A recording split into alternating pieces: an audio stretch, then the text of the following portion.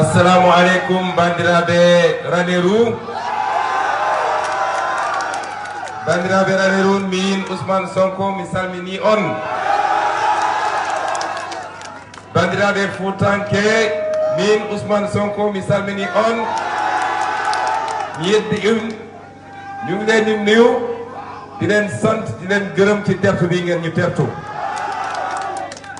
Di leen gërëm bu baax a baax ndax tàng na xat na mais yéen a ngi bàyyi seen yitte ñëw taxaw fi particulièrement la jeunesse de Ranérou. Mbokki Ranérou dañuy dem ci lu am solo mooy dañu war a tànn député. Dañoo génn ci benn mandat 5 ans assemblée nationale.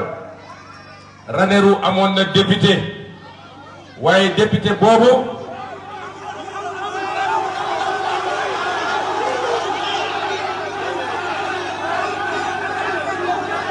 li ma bëgg a wax mooy Ranérou am na bokk ku taxawoon assemblée ne moom moo fa taxawal Ranérou waaye kooku li mu wax assemblée nationale 5 ans def na ko ci assemblée lenn la fa musa wax lu nit ñi dégg mooy na nit ñi génne ay jaas yi pour dóorante loolu moo ne woon mandat am moo wax nag ne fii laa koy waxee Ranérou samay mbokki Fuuta samay maam ndax xam ngeen man sama maam ki jur sama yaay bu lay soxla tudd dëkk Njaayeen Pendaaw kon sama deret bii deretu Fuutanke la sama deret bii deretu alpulaar mi ngi ci dama ne alpulaar liggéey lañ ko xamee ak jaamu yàlla kenn xameewu ko dóor ay jaasi kenn du nangu carte d'identité boobu moo tax nag li ma leen di wax tànn député dafa am solo tànn député dafa am solo ndax ki ngeen di envoyé assemblée nationale moo war a nekk image yu Ranérou ci 5 ans yi di ñëw bu leen kenn ndax tànnal leen koo xam ne matul député man ñëwoon naa fii tournée en 2018 ak léegi ñeenti at romb na Macky Sall il est président du Sénégal depuis 10 ans est-ce que si 10 ans yooyu am na lu changé fii Ranérou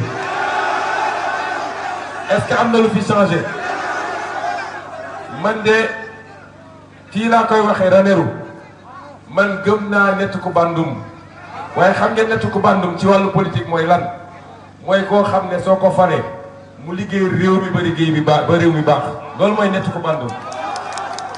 nettu ko bandum du damay tànn nit parce que ñoo bokk dëkk su demee du liggéey dëkk bi duñu gis boppam Sénégal du ci gis boppam loolu du nettu ko bandum nettu ko bandum mooy président boo xam ne buñ ko falee Ranérou buñ ci tegee ñetti at ñeenti at juróomi at ñu ne Ranérou gis nañu ay tali ci biir Ranérou gis nañu hôpital ci biir Ranérou gis nañ ndaw ñaa ngi am liggéey mbay maa ngi dox càmm jaa ngi dox loolu mooy nettu ko bandum ci wàllu politique ci wàllu social nag ku nekk ak sa mbokk waaye luy defar réew mi compétence lañ ci soxla patriotisme lañ ci soxla bëgg réew mi lañ ci soxla ma wax ko démb nag fële ci Ourossogui gi naa ko waxaat fii Macky Sall dafay jëriñoo Fuuta waaye jëriñul Fuuta dafay jëriñoo Fuuta pour am les cartes d'électeurs mais amul benn njëriñ ci Fuuta fii Ranérou li fi Ablaye Wade def bi muy nekk président moo ëpp li fi Macky Sall def yéen ñëpp xam ngeen ko yéen ñëpp xam ngeen ko pourtant Ablaye Wade du waa Fuuta gis ngeen président bu baax président bu baax amul fu mu dëkk ci Sénégal fépp dëkkam la ñëpp mbokkam lañu kon buñ ñu naxati xam ngeen lan mooy importance su élection bii élection législative bii bu dee Yewwi Askan Wi ak Wallu ndax ñoom ñoo ànd bu dee ñoom ñoo am majorité kenn dootu fi waxu 3e mandat te est-ce que ñëpp d'accord ngeen ni 3e mandat dina taal réew mi ñun ñëpp d'accord nañ ni 3e candidature sax du am mais est-ce que d'accord ngeen ni bis bu Macky Sall bëggee forcer 3e mandat loolu dina taal réew mi ñun nag bëgguñu réew mi tàkk mën nañu régler problème boobu te bal du tàkk lan la ñuy def mooy le 31 juillet nañu voté massivement pour l'intercoalition Yewwi Wallu et contre Macky Sall parce que nag Assemblée nationale du moom mooy gouverner rek mais Assemblée nationale mooy contrôler l'action du gouvernement su ngeen di joxee majorité 5 ans def naa ko Assemblée nationale waa Ranérou li ma leen di laaj est-ce que Ousmane Sonko nekkoon na un bon député à l'Assemblée est-ce que Déthié Fall nekkoon na un bon député à l'Assemblée est-ce que Aliou Dembourou Sow nekkoon na un bon député kon ñun suñ leen nee jox nañu majorité ñu jiital seen doom fii ci Ranérou fii la juddoo yaroo fi bàggee fi ngeen xam ko xam ngeen ni ku dem ba am master ci nutrition dellu si toog ci dëkk bi bëgg dëkk bi moo tax xam ngeen ni kii am na niveau intellectuel pour défendre Ranérou à l'Assemblée nationale bu ngeen ñu joxee la majorité wax nañ leen ni les premières lois yi ñuy voté Assemblée nationale parce que c'est l'Assemblée nationale qui vote la loi moom doo nga ko mën les premières lois yi ñuy voté mooy dund bi seer na ceeb bi seer na diwlin bi seer na suukar bi seer na sama maam yi alpulaar xam ngeen ni ataaya bi seer na kon première loi yi ñuy voté mooy dañuy def ba wàññi dund bi au Sénégal parce que balaa ngay tabax ay pont ay autoroute ay aéroport na nga fexe ba nit ñi lekk bu baax nit ñi faju suñu feebaree ndaw ñi am liggéey école yi baax loolu mooy premier élément de développement waaye loolu defoo ci dara tubaab yi ndax la jox la xaalis lebal la ko nga koy fay ngeen a demal tabax ay pont yoo xam ne su tawee tuuti pont ba daanu nga def ci ay milliards yi milliards foog nga ni fii Ranérou milliards yi ñu def pour tabax benn pont suñ ko defoon fii ci Ranérou léegi ndox mi du taa fii kon waa Ranérou il ne faut pas rater le rendez-vous du 31 il ne faut pas rater ce rendez-vous am na lu démarré ci Sénégal yi ñëpp xam ngeen ko élection locale yi génn une bonne partie du Sénégal a tourné le dos à Macky Sall pourtant yéen xam ngeen ni Dakar c'est la capitale du Sénégal suñu amee budget 5000 milliards les 3500 milliards Dakar la ko Macky Sall def pourtant Dakar boobu a voté massivement contre Macky Sall Mbacké au moins Macky Sall am na lu fa def na autoroute Ila Touba ubbi na fa temps yi hôpital bu bees tàq def na fa lii def na fa lële pourtant Mbacké élection yi passé dañu voté contre Macky Sall Casamance Macky Sall am na lu mu fa def pourtant dañoo voté contre Macky Sall Thiès Macky Sall am na lu mu fa def ils ont voté contre Macky Sall Ranérou lan la fi Macky Sall def kon pourquoi Ranérou war a voté pour Macky Sall yéen nag da ngeen voté woon pour opposition ndax dafa am ñu ñëwoon ne leen ñoom opposition la ñu bokk ngeen wóoru leen voté leen ñu trahir leen ñoom ñëpp dem rejoindre Macky Sall moo tax nag pour que Ranérou maintenir sa position woon Macky Sall ni waa Ranérou du ñu ab troupeau boo xam ne fu ko neex la leen di yóbbu il faut que Ranérou vote encore pour l'opposition et la seule opposition ici c'est l'intercoalition Yewwi Wallu et vous le savez kon ñu ngi leen di gërëm di leen sant ci tertu bi suñu xel dal na suñu xol sedd na dama leen koy wax fii man mii di wax ak yéen seen sët laa fii am naa fi droit ku fi nekk rek sama maam nga bu leen kenn dugal ci ay débat yoo xam ne Sénégal xamuñu ko ñun ñëpp benn lañu boo demee Casamance di nga fekk benn quartier bu rëy boo xam ne Alwa la tudd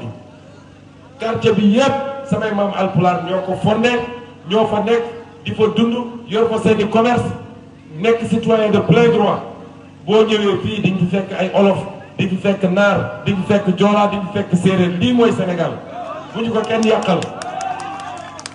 bu ko kenn utiliser pour def politique du utiliser ethnie politique mooy am sa xam-xam am sa programme ñëw ci Sénégalais ne leen lii laa fas yéene def lii mooy sama programme waaye ñëw naan yaay sama mbokk voteel ma loolu bokkul ak politique loolu yàgg naa yàq ay réew lan moo tax waa Rwanda doon reyante lan moo tax waa Nigéria actuellement di reyante lan moo tax feneen ak feneen Afrique affaire ethnie moo ko andi ñun ñëpp ñoo bokk ndey ñoo bokk baay yàlla moo ñu boole Sénégal kenn mënul dem bàyyi sa morom kenn mënul dem bàyyi sa morom kon bu ñu nangu yenn yi Sénégal Senghor nekk na fi ba jóge fi kenn mësul dégg waxu ethnie Abdou Diouf nekk fi ba jóge fi kenn mësul dégg loolu Ablaye Wade nekk fi ba jóge fi kenn mësu koo dégg Macky Sall ñëw bugg a jël Fouta di ko jëriñoo ci wàllu politique bugg a boole waa Fouta ak le reste du Sénégal loolu du am waa Fouta mooy Sénégal wax naa ko démb Omar Foutiyou Tall moo dugal islam Sénégal ñun ñi ñëpp moo ñu def jullit te Fouta la jóge Thierno Souleymane Baal moo njëkk a def démocratie ci àdduna xam ngeen la révolution Torodo de 1776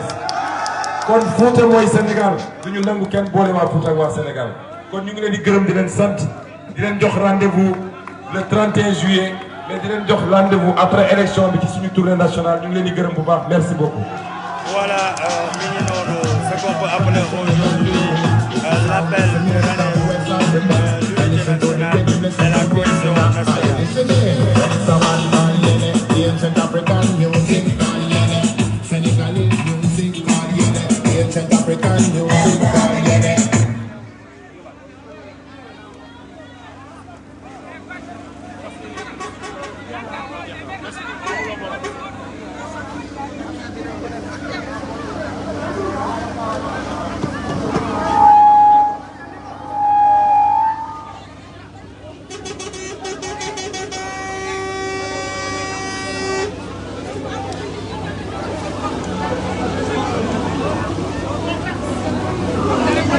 Waaw mi ngi noonu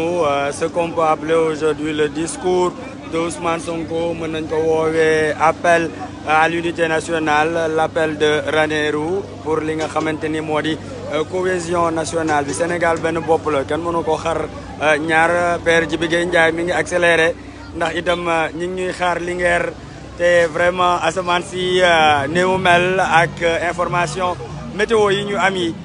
war na tax ñu gën a accéléré ci oto yaa ngi dem ca kanam pour ñu teel a génn fi nga xamante ni moo di Ranérou on tire un peu donc loolu mooy la situation.